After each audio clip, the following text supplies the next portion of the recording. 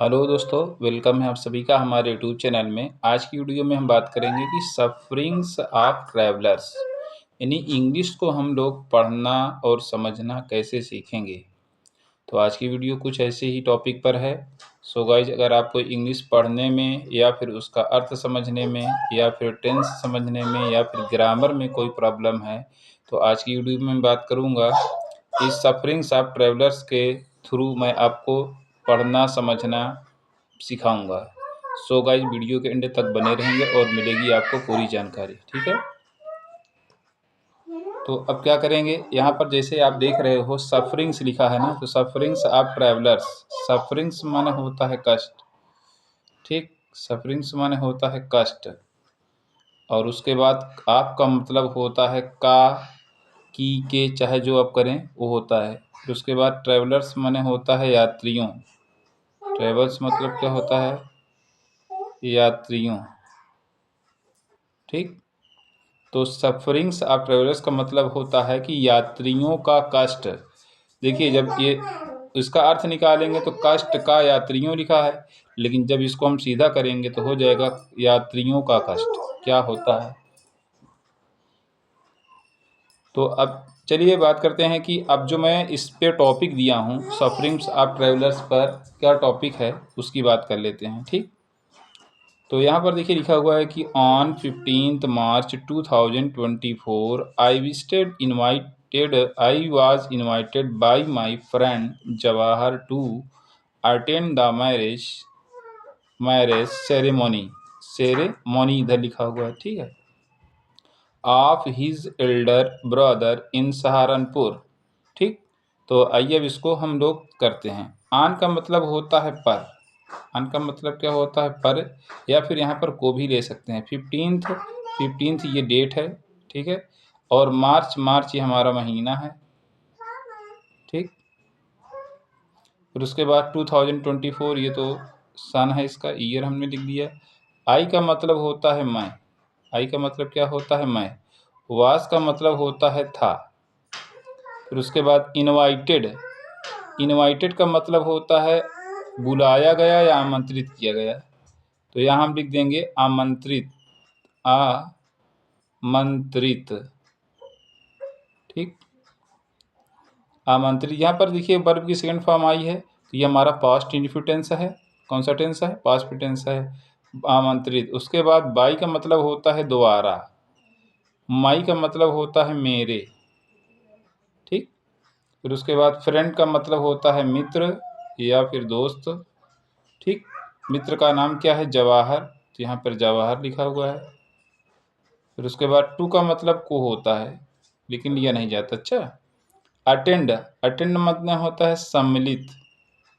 Attend माने क्या होता है, सम्मिलित या शामिल कह लीजिए। ठीक, द तो ऐसे यूज होता है, द की कोई मीनिंग नहीं, जबकि अर्थ वह होता है इसका। मैरिज। मैरिज का मतलब होता है शादी। मैरिज का मतलब क्या होता है, शादी या विवाह। सेरेमनी। सेरेमनी मतलब उत्सव या समारोह। क्या होता है, समारोह।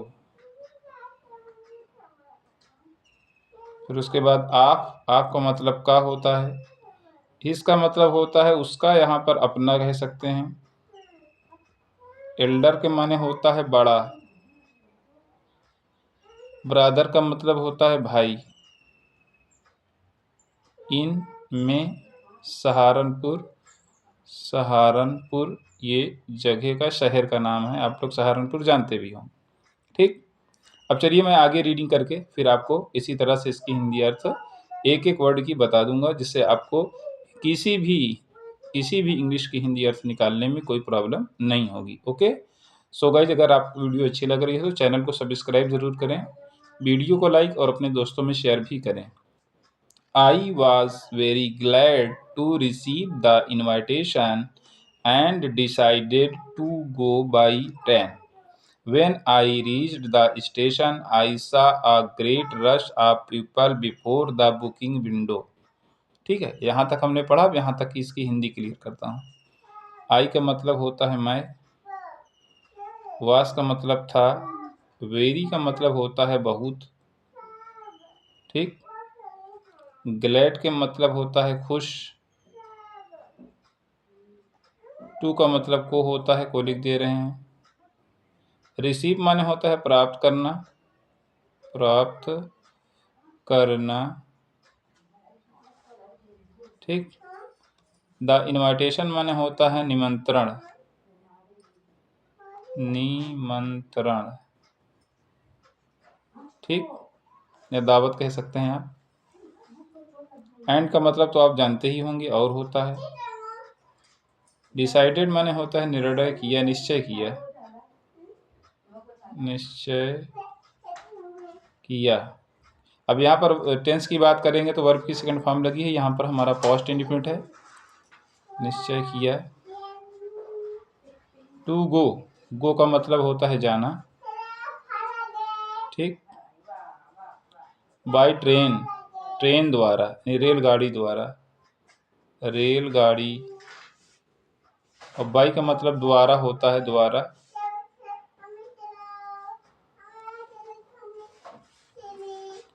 व्हेन का मतलब होता है जब। आई का मतलब होता है मैं। रीच्ड का मतलब होता है पहुंचा। ठीक।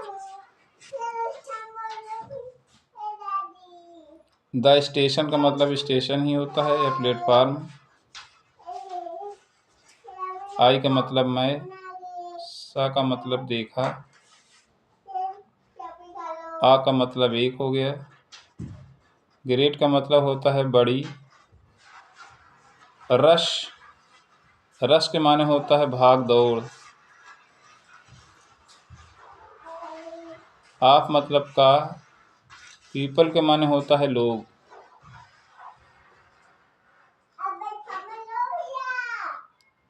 बिफोर का मतलब होता है पहले।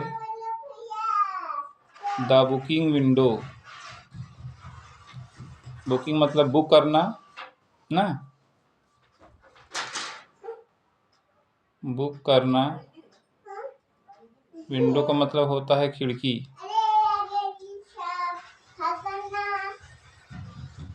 ठीक। पीपल का मतलब होता है लोग। वेयर का मतलब होता है थे। स्टैंडिंग मतलब कि खड़े, स्टैंडिंग माने खड़े, मतलब खड़ा रहा भी होता है, इंजी लगा हुआ है, खड़े हो रहे थे या खड़े थे, खड़े थे कह सकते हैं। ठीक, लोग खड़े थे। इन का मतलब होता है में। लॉन्ग का मतलब होता है लंबी।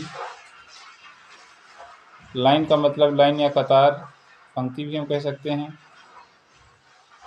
देयर होता है लेकिन इसका अर्थ लिया नहीं जाता है यहाँ पर, वहाँ मीनिंग होती है इसकी। वास का मतलब था। मच के माने होता है अधिक। एल्बोइंग माने होता है कुहनी मारना।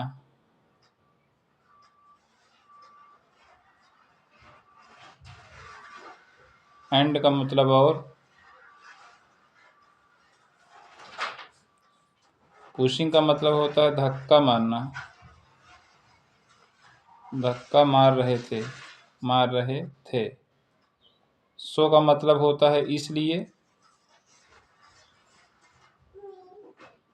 आई का मतलब होता है मैं। गॉट ए टिकट, गॉट माने मिल गई, टिकट का टिकट होता है। ठीक। मच, मच के माने होता है अधिक। डिफिकल्टी मतलब होता है परेशानी, कठिनाई। एट का मतलब होता है पर। द प्लेटफार्म मतलब प्लेटफार्म ही होता है।